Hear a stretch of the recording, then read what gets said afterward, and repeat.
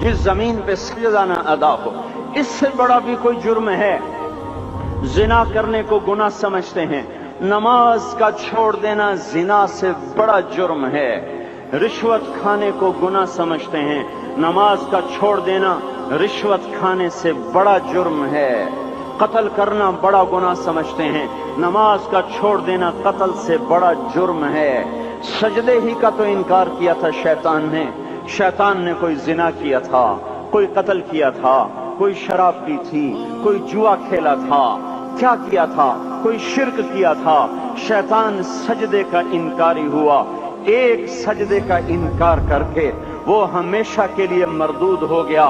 اس مسلمان کو ہوش نہیں ہے جو روزانہ دن میں 5 دفعہ 20 سجدوں کا انکار کیے بیٹھا ہوا ہے، اور پھر آرام سے روٹی کھاتا ہے، آرام سے چائے پیتا ہے، اور آرام سے کہہ لگاتا ہے، اور آرام سے اخبار پڑھتا ہے، آرام سے بیوی کے پہلو میں لیٹتا ہے۔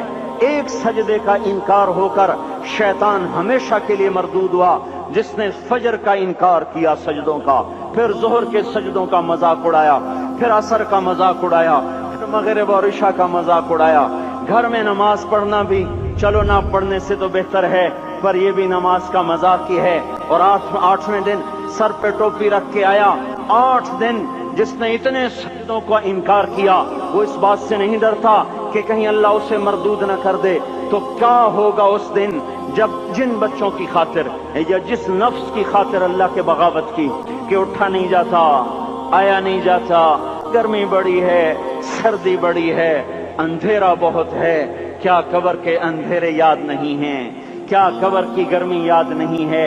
کیا جہنم کی آگ بھول گئے؟ کیا جہنم کے عذاب بھول گئے؟ کیا جنت کی نعمتیں بھول گئے؟ وہ اللہ کا کلام بھول گئے، وہ اللہ کا دیدار بھول گئے، وہ اللہ سے ملاقات بھول گئے، وہ محبوب خدا کی محفل بھول گئے۔ یہ کیسا اسلام ہے؟ یہ کیسے پتھر دل ہیں جو کمانے میں تو ایسے مست ہوئے کہ ہوش نہیں، اور جب اللہ بلائے تو ایسے غافل ہو جائیں، نہ بوڑھے پر جوں گے، نہ جوان کو ہوش آئے، نہ کسی عورت کو ہوش آئے، نہ کسی مرد کو ہوش آئے، نہ بازار بند ہوں۔ ارے میرے بھائیو، حکومت سے پیسہ بچانے کے لیے ہڑتالیں کی، 20 دن بازار نہ کھولے، نماز کے لیے اگر دکانیں بند کرتے تو آج اللہ تعالیٰ آپ کو ہر ظالم سے باہر نکال دیتا۔ کوئی ظالم نہ آپ کے مال پہ ہاتھ ڈالتا، نہ آپ کی عزت و آبرو پہ ہاتھ ڈالتا۔ دن دہاڑے ڈاکے پڑے، کیوں پڑے؟ کہ ہم باغی ہو گئے، ہم نے اللہ سے بغاوت کر دی۔ کیا جمعے کے دن صرف اللہ بلاتا ہے؟ یہ جمعے میں اتنے کیوں آتے ہیں اور باقی دنوں میں کیوں نہیں آتے؟ یہ کیسی وفا ہے؟ اور ایسا وفاؤں والا اللہ کہ زمین بولے اے اللہ اجازت دے میں گلستان کالونی کو نگل جاؤں، سمندر بولیں مولا اجازت دے ہم چڑھ جائیں، فرشتے بولیں اے اللہ اجازت دے ہم انہیں ہلاک کر دیں، اور جس کے سجدے کا انکار ہوا پڑا، جس کا 8 بازاروں میں جس کی شریعت کا مذاق اڑایا جا رہا، وہ جس کوئی غیرت خود جوش میں آ رہی کہ یہ میرے بنے ہوئے گندے پانی کے بنے ہوئے نطفے سے بنے ہوئے، میری غذا کھا کر، میرا رزق کھا کر، میری ہواؤں سے زندہ، میرے پانیوں سے زندہ، میری روٹی سے زندہ، میرے دیے ہوئے گوشت سے زندہ، میرے دیے ہوئے نظام سے زندہ، یہ میرے ہی منکر بن گئے۔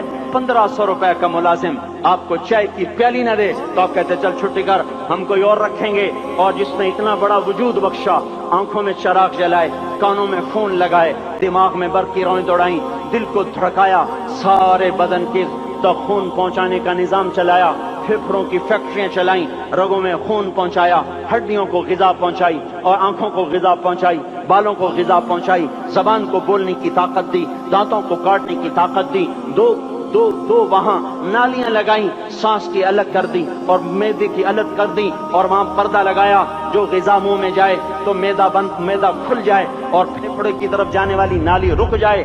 جو اللہ اتنی حفاظت کرے کہ آپ کا لقمہ آپ کے معدے میں جائے، وہ 2 ہی تو یوں ساتھ ہیں، بالکل یوں ایک ساتھ، اور وہ اللہ اتنی طاقت والا کہ سانس کی نالی بند کرے اور معدے کی نالی کا منہ کھولے اور غذا کو منہ میں سے گزار کر وہ معدے میں پہنچائے، پھر ایک زبردست طاقتور نظام چلائے، اس کو توڑ کے آنتوں میں پہنچائے، پھر کروڑوں قسم کی فیکٹریوں کو حرکت دے اور اس میں سے خون کو کھینچے، غذاؤں کو کھینچے، پھیپھڑے کو غذا، خون کو غذا، خون خود غذا لے کے چل رہا، آنتوں کو غذا، دماغ کو غذا، ہڈیوں کو غذا، ناخن کو غذا۔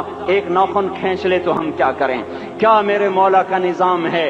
یہ ہمارا قبرستان ہے، مردہ سیل باہر نکل رہے اور ناخن کی شکل میں باہر آ رہے، پھر آگے جا کے اور سخت ہو رہے، تھوڑا سا ناخن زیادہ کٹ گیا، سارا دن سی سی کرتا ہے، سارا دن ہائے ہائے کرتا ہے۔ یہی ناخن میرا رب کھینچ لے تو ہم تو ایک ناخن کا شکر ادا نہیں کر سکتے۔ یہ جوڑ بنا دیے، سیدھا کر دے تو ہم اسی کا شکر ادا نہیں کر سکتے۔ میرے بھائیو، یہ سب کچھ کر کے پھر ہم اللہ کے باغی ہو جائیں، ہے کوئی عقل میں آنے والی بات؟ ہے کوئی سوچ بچار کی بات کہ 1500 صرف دیے اور اس نے چائے کی پیالی نہ دی تو نکال دیا، اس نے گاہک کو ڈیل نہیں کیا تو نکال دیا، اور یہ وجود کہاں سے خرید کے لائے؟ یہ زمین کس نے بچھا کے دی؟ والارض وضعها للانام، اے میرے بندو میں نے ہی تو تمہیں بنا کے دی۔ فاکہۃ، دیکھو میں نے تمہارے لیے پھل نکالا، والحب ذو العصف والریحان، میں نے ہی تمہارے لیے غلہ بھی بنایا اور بھوسا بھی بنایا۔ فبأي آلاء ربكما تكذبان، میری کیوں نعمتوں کو جھٹلاتے ہو؟ کیوں میرے باغی بنتے ہو؟ کس کس کا انکار کرتے ہو؟